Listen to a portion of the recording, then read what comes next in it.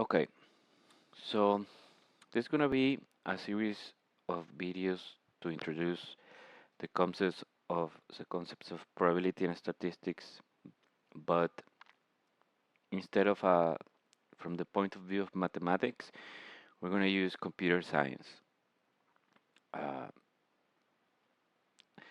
which uh,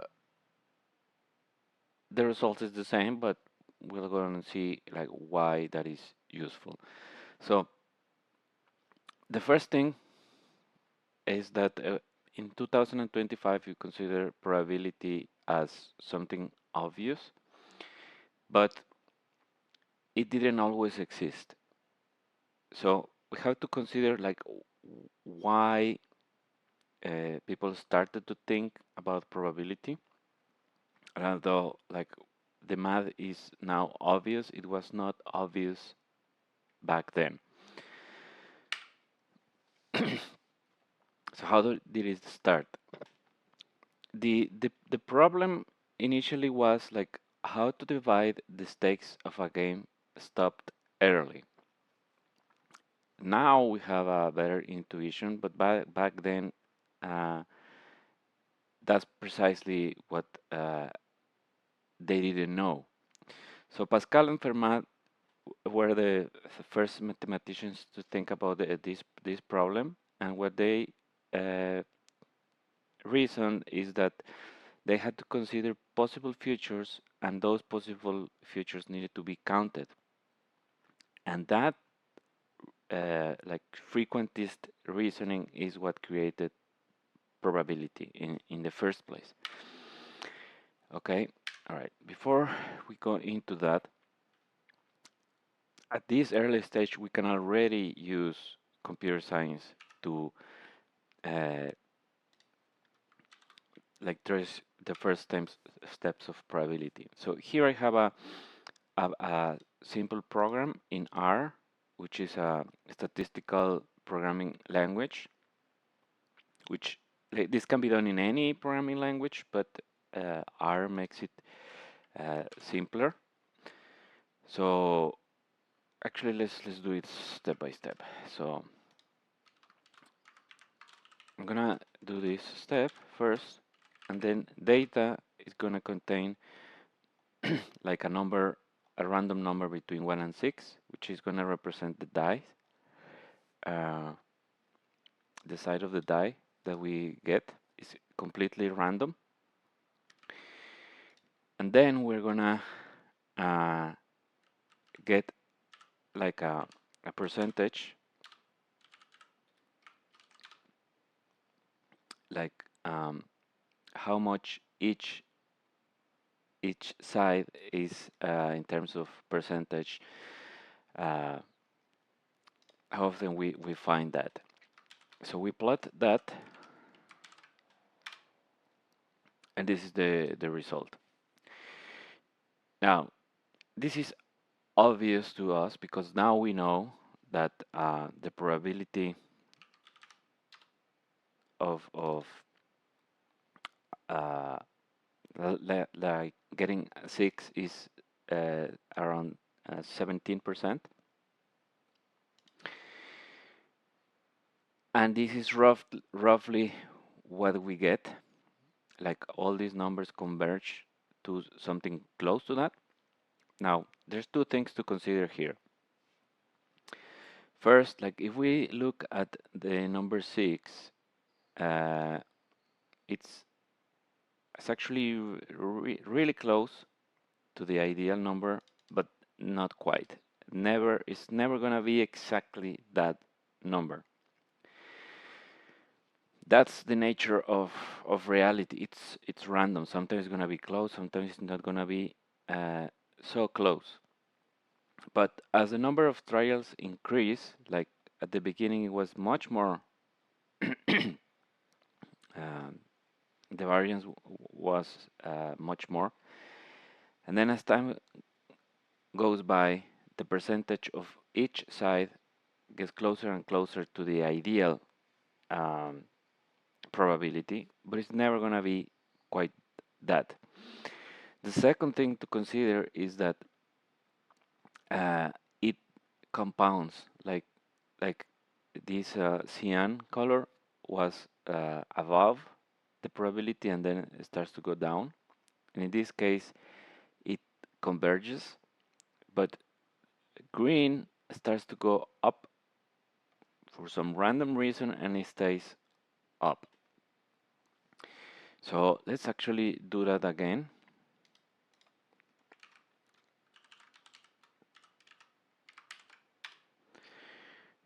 In this case, it's less for the number 6. And now the probability, the percentage is closer for, for all of them, but this cyan, now it's too low. That's just the nature of randomness. Okay, but how is this useful? Okay, well, Fermat and Pascal reasoned that that the probability was 1/6, and we can see that's mathematics, and we can see with computing that that's actually true. That's what happens empirically. Okay, but this is like the simplest example. So nothing. We're just checking that the intuition is correct. But it's not as simple as it may look. Leibniz was a brilliant polymath, but he got it wrong. Okay, when we consider 2 dice instead of 1, the sum he thought it was as likely as 11 as it was in 12. Just like from 1 die, we use 2 dice, and the probability is the same. So basically, he thought that was the probability, 1/11. Now we know he was wrong, but back then it's like because probability was just getting started. Like how did he know? Actually, people before him already knew the correct answer, but that's the thing. Like it's not obvious. So the math is like this: the sum is gonna be from 2 to 12, and the probability of a sum is defined as like this. For example, that s is equals to 11. It's gonna be this. Omega is the sample space. So the size of the sample space, uh, uh, Leibniz thought was 11. So it was 1/11. So this is the sample space omega according to Leibniz. So this is wrong. This is the correct sample space, and uh, I'm not a mathematician, but I think I understand. Like this is a combination of I and j, which is going to be from 1 to 6, and I is going to be from 1 to 6, and j is going to be from 1 to 6. So basically, you have 36 um, possible combinations of results. So, but that's the thing, like we don't have to use math. We can use Monte Carlo was a method invented in the, I don't know, 1950 or around. So you can use 20th century techniques to show the correct intuition. Okay, so this is exactly what we're going to do. We're going to use the same method that we use for 1 die. We're going to expand it to 2 dice. Like let's do the first step first. We can see the sum of the 2 dice, which is obtained in the same like random way. We just sum the two of those, and this is the result.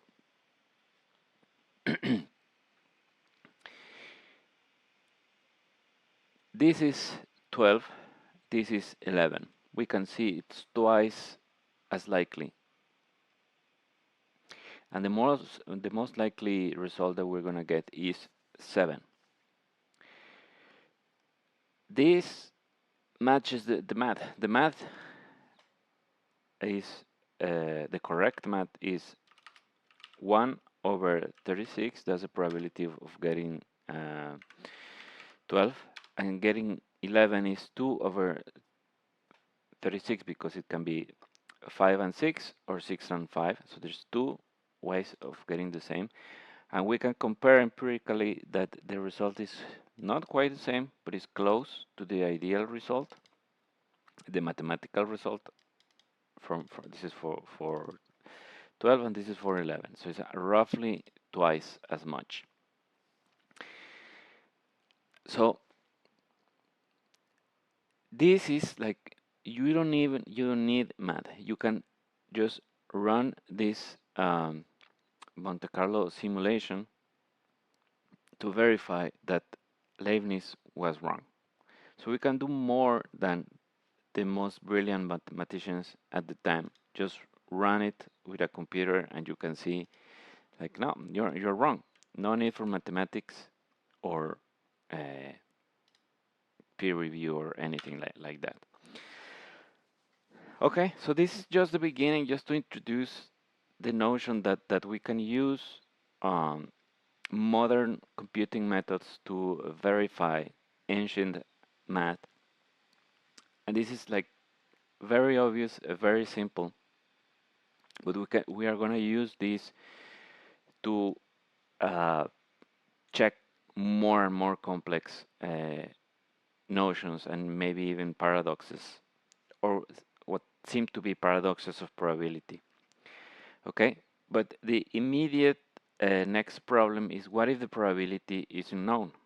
That's the main problem that we are going to tackle, because that's what created statistics. Like in this case, we start from an ideal like probability, and then the results that we get are random. But what if we don't even know, like, what is the probability?